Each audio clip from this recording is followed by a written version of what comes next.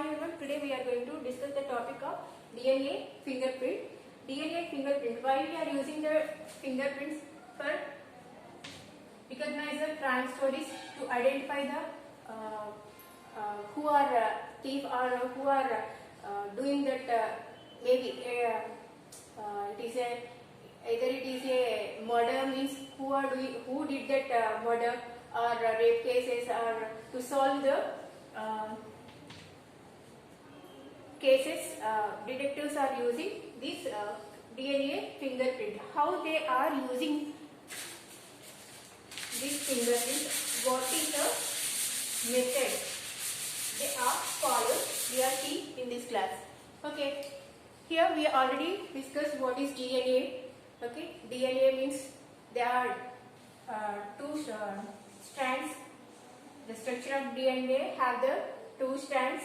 Okay, RNA having the only one strand. Okay, here sugar, phosphates are the backbones of DNA. Not only DNA, RNA also. Okay, but here the main difference is DNA is double stranded and RNA is a single stranded, and also having the here base pairs, purines and pyrimidines. Purines are AT and pyrimidines. Okay, A always double bond with T, G always triple bond with C. Hydrogen bonds are bonding here. Hydrogen bonding is between the A and T and G and C. Here base pairs, here A means here T, here G means here C. Okay, మనం already నేర్చుకున్నాం కదా DNA అంటే ఏంటి, దాని structure ఎలా ఉంటుంది. Sugar, phosphate అనేవి వాటి యొక్క ఒక బ్యాక్ బోన్. మనకి బ్యాక్ బోన్ ఎంత ఇంపార్టెంటో అలాగే డిఎన్ఏ స్ట్రక్చర్ లో షుగర్ అండ్ ఫాస్ఫేట్స్ అంత important. And nitrogen base, N2 base, purines and pyrimidines also. Okay, ఇవి కూడా మొత్తం కోడ్ అండ్ డీకోడ్ చేయడానికి ప్రతి దానికి కూడా ఈ నైట్రోజన్ బేస్ అనేవి చాలా చాలా ఇంపార్టెంట్. అవి A adenosine, thymine double hydrogen bonds తోటి బాండింగ్ అయి ఉంటాయి. అలాగే guanine and cytosine triple hydrogen bonds తోటి బాండింగ్ అయి ఉంటాయి. ఇక్కడ టీకి బదులుగా యు. ఆర్ఎన్ఏకి వచ్చినప్పటికీ మెయిన్ డిఫరెన్స్ ఏంటంటే ఇక్కడ థైమిన్ బదులుగా యురాసిల్ అనేది ఉంటుంది. సో ఇక్కడ nitrogen base and sugar and phosphate అన్ని కూడా కామన్. అదొక బ్యాక్ బోన్. ఇక్కడ N2 ఉంటాయి. N2 అంటే A, C like that. Okay, so ఇవి వేరే వాటిని అంటే ఇక్కడ ఇంకొక RNA ఉంటే వాటితో మిక్సప్ అవడానికి అంటే కోడింగ్ అండ్ డీకోడింగ్ చేయడానికి. mRNA గురించి మనం నేర్చుకున్నాం కదా, అంటే ట్రాన్స్లేషన్ అండ్ ట్రాన్స్క్రిప్షన్ రెండు నేర్చుకున్నాం. ఓకే, దాంట్లో మెయిన్ పార్ట్ ఏవి కోడింగ్ అండ్ డీకోడింగ్ ఇస్తాయంటే ఈ ప్యూరిన్స్ అండ్ పిరిమిడిన్స్. ఓకే, అలాగే 64 కోడాన్స్ ఉన్నాయి, 20 అమైనో యాసిడ్స్ ఉన్నాయి. అలాగే డిఎన్ఏ నుంచి mRNA ట్రాన్స్పోర్ట్ అవ్వాలంటే అంటే చేంజ్ అవ్వాలంటే అది ట్రాన్స్క్రిప్షన్ అని. mRNA నుంచి ఒక ప్రోటీన్ ప్రొడ్యూస్ చేయాలి అంటే అది ట్రాన్స్లేషన్ అని లాస్ట్ క్లాస్లో నేర్చుకున్నాం కదా. ఈ క్లాస్లో మనం ఏం డిస్కస్ చేస్తామంటే DNA finger print. Okay, parental distribute వచ్చినప్పుడు అండ్ మోడల్ కేసెస్లో అండ్ ఎవల్యూషన్ దాంట్లో అండ్ అగ్రికల్చర్ ఫీల్డ్స్లో ఈ డిఎన్ఏ ఫింగర్ ప్రింట్ అనేది యూజ్ చేస్తారు. అది ఎలా ఐడెంటిఫై చేస్తారు, ఒక క్రైమ్ జరిగినప్పుడు దాంట్లో ఉండే ఎవరు ఆ క్రైమ్ చేశారు అని ఐడెంటిఫై చేయడానికి ఈ డిఎన్ఏ ఫింగర్ ప్రింట్ ని ఎలా యూజ్ చేస్తారు అనేది ఈ క్లాస్ లో మనం స్టెప్ వైజ్ గా నేర్చుకున్నాం.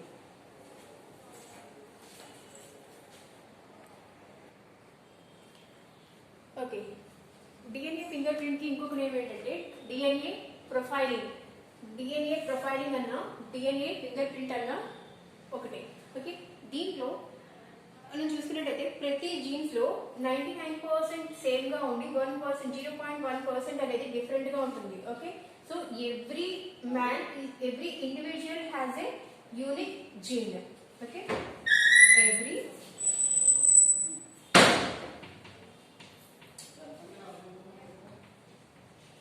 individual has unique gene. Okay, ప్రతి ప్రతి ఒక జీన్ ఇప్పుడు మనకున్న ఫింగర్ ప్రింట్స్ వేరే వాళ్ళకి ఉండదు. అంటే ఎవ్రీ ఇండివిజువల్ ప్రతి ఒక్కళ్ళ జీన్ పక్క వాళ్ళది, అంటే ఎవరు తీసుకున్నా, ప్రపంచంలో ఎవరు తీసుకున్నా అది యూనిక్ గా ఉండదు, అంటే ఒక్కటేలా ఉండదు. సో దీన్నే డిఎన్ఏ ఫింగర్ ప్రింట్ అని అంటారు. ఓకే, దీంట్లో మనం తీసుకున్నట్లయితే ఒక క్రోమోజోమ్, ఇక్కడ మనం పిక్చర్ ఉంది కదా, దీంట్లో ఇది క్రోమోజోమ్. ఆల్రెడీ మీకు తెలుసు, న్యూక్లియస్ సెల్లో న్యూక్లియస్ లో క్రోమోజోమ్స్ ఉంటాయని డిఎన్ఏ ఉంటుంది. క్రోమోజోమ్ ఇది క్రోమోజోమ్, ఆల్రెడీ మీకు తెలుసు. క్రోమోజోమ్స్ లో ఏముంటాయి? క్రోమాటిడ్ ఉంటుంది, క్రోమాటిడ్ మెటీరియల్ ఉంటుంది. అలాగే క్రోమాటిడ్ మెటీరియల్ లో సోలెనాయిడ్స్ ఉంటాయి. ఈ సోలెనాయిడ్స్ లో దీని మీద న్యూక్లియోటైడ్స్ ఉంటాయి, న్యూక్లియోజోమ్స్ ఉంటాయి. దీంట్లోనే డిఎన్ఏ ఇది జీన్. ఓకే, సో ఒక ప్యాటర్న్ తీసుకున్నప్పుడు క్రోమోజోమ్ లో క్రోమాటిడ్ మెటీరియల్, అలాగే సోలెనాయిడ్స్ లో మళ్ళీ న్యూక్లియోజోమ్స్ లో డిఎన్ఏ లో ఉండే జీన్స్. సో ఇవన్నీ ఐడెంటిఫై చేసి, ఇవన్నీ ప్రతి ఒక్క లివింగ్ థింగ్ లో ఉంటాయి. కానీ ఒక్క లివింగ్ థింగ్ కి వేరే లివింగ్ థింగ్ కి ఎటువంటి మ్యాచింగ్ ఉండదు, ఎటువంటి పోలిక ఉండదు. Okay, so this is about the primary structure of one DNA, one nucleus of any living thing. Okay, ఇప్పుడు నెక్స్ట్ ఏంటంటే ఎలా ఒక డిఎన్ఏ ఫింగర్ ప్రింట్ ని ఫైండ్ అవుట్ చేస్తారు, దేని బేస్ ని ఆధారంగా చేసుకుని డిఎన్ఏ ఫింగర్ ప్రింట్స్ ని తీసుకుంటారు. ఓకే, న్యూక్లియోటైడ్ సీక్వెన్స్ ఆధారంగా, న్యూక్లియోజోమ్ సీక్వెన్స్ ఆధారంగా 99% సేమ్ గా ఉండొచ్చు, 0.1% is differ to everyone. ఈ డిఫర్ అయిన దీన్నే BNTR అంటారు. BNTR ఆధారంగానే ఈ ఫింగర్ ప్రింట్ అనేది ఫైండ్ అవుట్ చేస్తారు. ఏదైతే ఒక డిఫరెన్స్ ఉంటుందో ఆ డిఫరెన్స్ ని VNTR అంటారు. ఓకే, ఆ VNTR ఆధారంగానే డిఎన్ఏ ఫింగర్ ప్రింట్ అనేది ఫైండ్ అవుట్ చేస్తారు.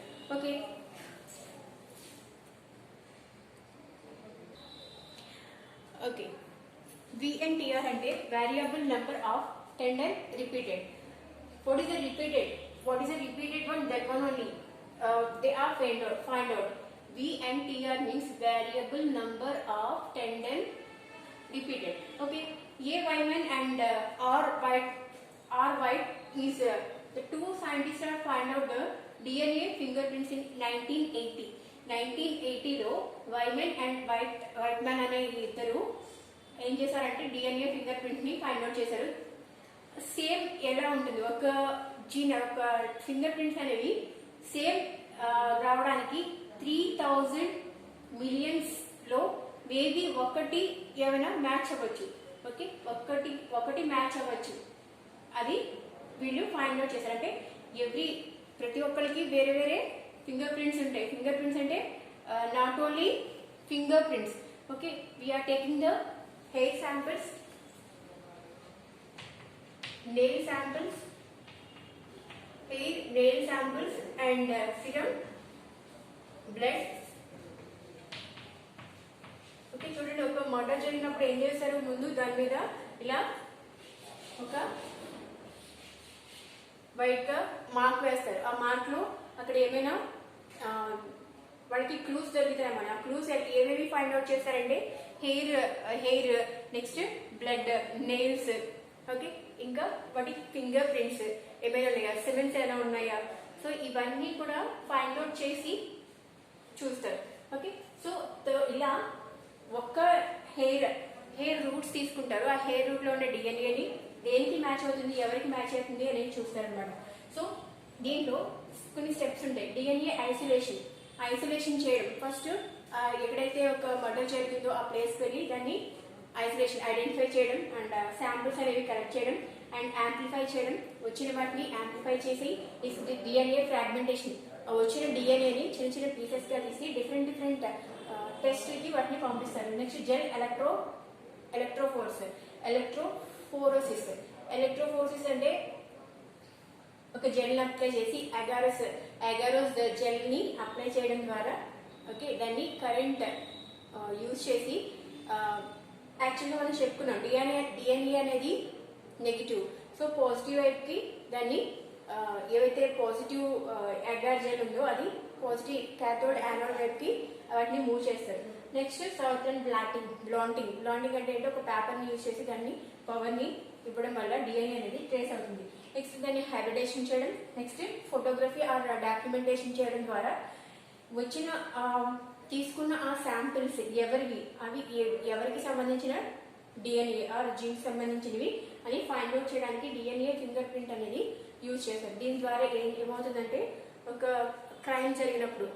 ఏదైనా క్రైమ్ జరిగినప్పుడు ఓకే, లేకపోతే పేరెంటల్ డిస్ప్యూట్ వచ్చినప్పుడు, లేకపోతే ఒక రేప్ కేసు జరిగినప్పుడు, లేకపోతే ఐడెంటిఫికేషన్ చేయడానికి ఇవాల్యూషన్ మెథడ్లో ఐడెంటిఫై చేయడానికి. నెక్స్ట్ అగ్రికల్చర్ ఫీల్డ్లో ఎలా యూజ్ అవుతుంది అంటే ఏదైతే బెస్ట్ క్రాప్ ఉందో ఆ క్రాప్ యొక్క డిఎన్ఏ తీసుకుని ఆ జీన్స్ని తీసుకుని మళ్ళీ అది ప్రొడ్యూస్ చేయడానికి, మళ్ళీ వాటిని ఎక్కువ సంఖ్యలో పెంచడానికి, లేకపోతే వాటి క్రాప్ని ఇంక్రీజ్ చేయడానికి ఈ డిఎన్ఏ ఫింగర్ ప్రింట్ అనేది యూజ్ అవుతుంది.